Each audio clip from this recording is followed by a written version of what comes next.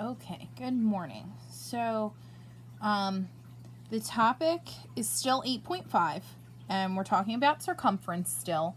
But this is going to be your task cards. This is labeled as day 10, and this is Thursday's assignment. So, this should be technically your second assignment for the week. You should have had a video on Monday, and then there were two Google Forms to work on Tuesday. And now Wednesday you should have had another video that you can watch, and then today you're going to be doing an actual assignment that's graded. So I'm looking at the Google Classroom, and at the top it gives you a couple of different notes. So the first part of the notes that is there talks about circumference when given a radius and circumference when given the diameter. I am going to show you a little bit differently than the notes online because when you get further down into your assignment, it's asking you to explain which formula to use. So I'm going to give you the formula that we can use when we have a radius and the formula that you can use when you have diameter. So we're going to start with the radius. So when looking for circumference, C equals 2 pi r. And that's when you're given the radius. The radius measure for the example on Google Classroom is 8 centimeters. Okay, so we are going to just plug and chug here. All right, so C, we don't have anything that's representative of C, so we're going to have C is equal to 2 times pi, we know, is the same as 3.14 times, and our radius is 8. So we're going to just multiply straight across. It's really totally up to you how you want to multiply this. I would kind of suggest doing, C is equal to 2 times 8 times 3.14 because then you can do multiply your whole number terms, and then after you get your answer here, multiply by that 3.14. So 2 times 8 is going to give you 16, and we're going to bring down our C, bring down our equal sign, so we have multiplied and gotten 16, and then we are going to multiply by 3.14. So then we are going to use our calculator. Why are we going to use our calculator? Because these are going to be some pretty large decimal points that we could be getting into. So we have 16 times 3.14 is equal to 50.24. So C is equal to 50.24. And again, now I need to look up to what unit of measurement I had for my radius, which is centimeters. So I'm going to write that in here as well. So my answer here would be circumference.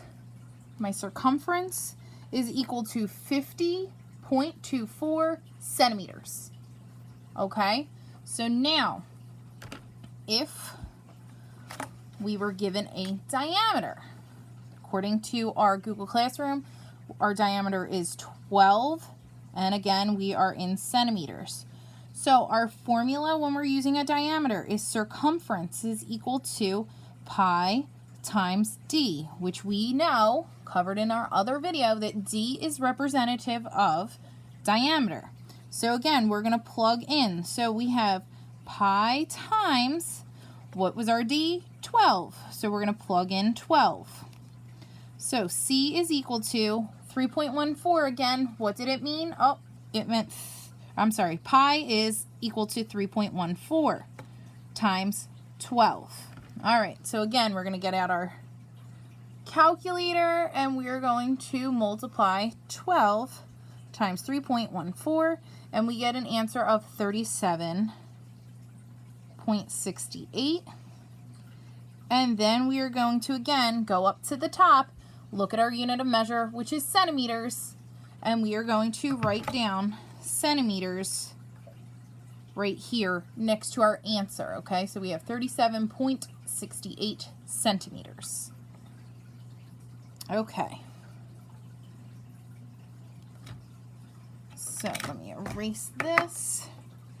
We're going to do the first, well, that one has an answer there. All right, so we'll do a couple of examples that aren't necessarily on your Google Classroom. So if we have a radius of 2 kilometers, again, we have C is equal to 2 pi r. We're going to bring down our C, our 2, our pi, and we're going to plug in our 2 for our radius, okay?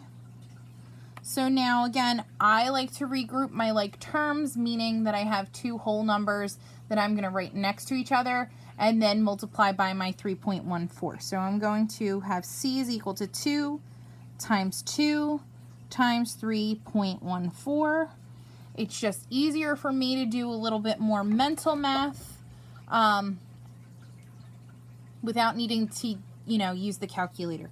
So we have 2 times 2, which I know is equal to 4, times my 3.14, and then we are going to multiply again. My 3.14 times 4 is equal to 12.56. And again, I'm going to look up here. Okay, it's in, kilometers. We're going to write kilometers, so C is equal to 12.56 kilometers, or 12 and 56 hundredths kilometers. Okay. So if I was given a 22-mile diameter, I would use the formula C is equal to 3.14, or pi, times diameter. All right, so again, we're going to just plug in here. We know that our D represents our diameter, so now we can rewrite as C is equal to 3.14 times 22, and 3.14 times 22 in our calculator would be 3.14 times 22 is equal to, C is equal to 69,